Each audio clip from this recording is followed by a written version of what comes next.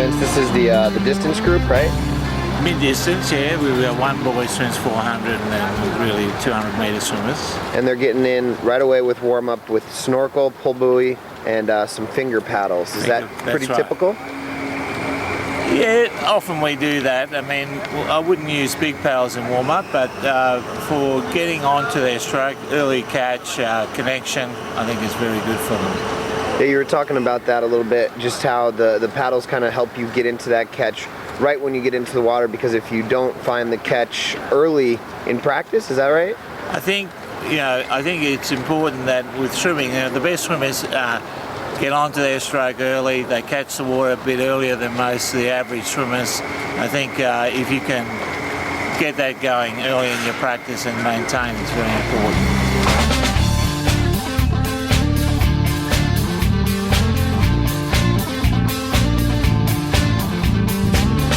So we're on the day after a little 4-day invitational meet. What are you guys doing in the pool this morning?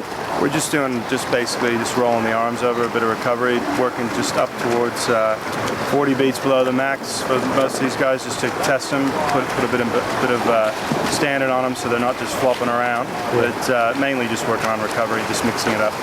In the pool now, what are they doing here? They're doing 3 100s on 130 freestyle, just holding 40 beats below, so just making sure that they're swimming at a heart rate range that we believe is going to help speed up the recovery. And then 450s IM switch with fins, so we're doing 5 rounds of that. And that's just mainly just to keep the heart rate, working all the muscle groups, just generally trying to speed up recovery.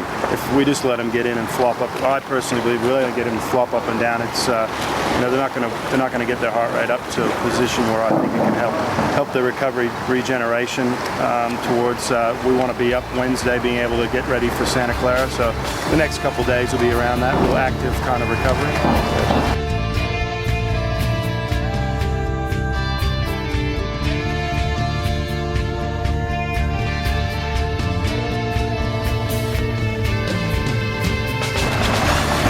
Cost a lot of money, those octopus.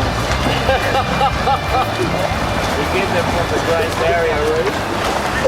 The coach has to go down, pull them out of the water, tie them up, put them on the swimmer. How often do you have to go octopus hunting? Regularly, because they lose them. They break up. The tentacles break up eventually.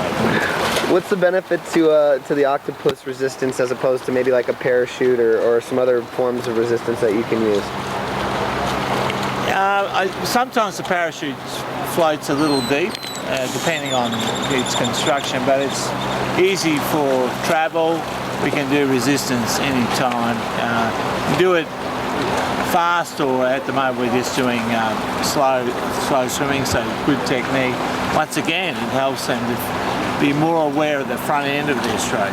It's at the back, but it gives them more perception of what the catch and the front part of their strokes doing. So it's good for technique, but you can do it for power work as well. What are they made of?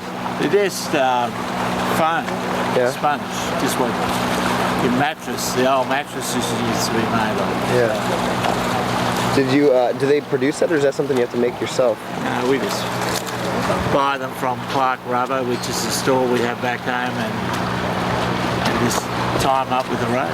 It's pretty simple.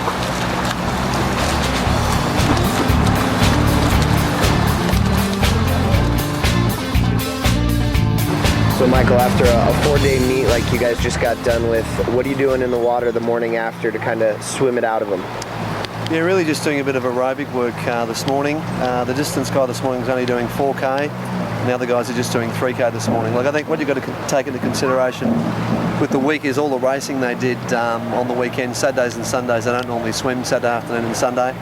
When you tally up how much they're doing with race warm-ups, swim downs, all the racing they're doing, they're getting a fair bit of work in. So this morning just nice and light, 3 and 4K. This afternoon they'll go 5 and 6.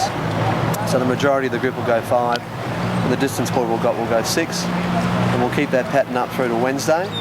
And the distance racing starts on Thursday at the Santa Clara. Yeah. Do you have to do any intensity, anything threshold VO2 max, anything intense before Santa Clara, or are you just kind of keeping them in the water, keeping some volume up?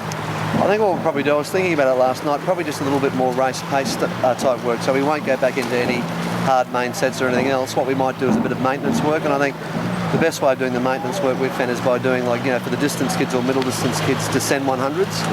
So we might work through a series of 12 100s where they descend 1 to 3. You know, starting the first one at about aerobic level, second one about threshold, then working the third one down to VO2. I'll work through that about maybe 4 times. And that'll be a good way of holding their fitness up. And I think also, you know, doing race pace stuff. So for the 200 metre guys, doing, you know, 50s of race pace, trying to find their range and rhythm. And the 400 metre guys going some 400 metre work at race pace as well, I think is important. What are they doing right now here in the pool? Oh, just rolling through a bit of aerobic stuff. The main body of the group are working through a series of 8 by 200. We just went 3 where we did freestyle the form stroke, 3 where they went paddles pull, and the last 2 they're going, the medley people are going backstroke to breaststroke, just switching it to 50. Megan Nay's doing them both backstroke with paddles on. And Ryan Napoleon had a series of 8 by 300 this morning. He did 4 swim, 4 pull. First 4 swimmer on 4:15. First 2 swimmer on 4:15. The next 2 are on 4 minutes. Then the 4 pull, he had the first 2 on 3:50, and the last 2 down to 3:40. So working down to a little bit of short rest stuff. Yeah, some of the distance guys getting a little bit more intensity and a little bit more work. Yeah, that's right. Somewhere across the globe, they're built in a new land. Here in my hometown. It's trying to keep their hips stable, so the board's just an indicator whether they're letting the hips roll too far. I think for these guys, predominantly 200 freestyles, you know, there is hip movement, but you don't want excessive movement where you're losing the power from your arms. So it's just keeping a nice tight core when they're swimming. So it's like a shark fin that gauges how much they're moving their hips. Yeah, you could call it. The reason why I call it Brazilian, because many years ago we had a group of Brazilians come out and they showed me the drill, so consequent the name. Why have them touch the board on the back of their stroke? Stroke length at the back end, but the main thing we're trying to get is try to keep the board relatively stable so that your hip movement is much less than your shoulder rotation. So we're looking at power from the hips, but not too much sloppiness with rolling over.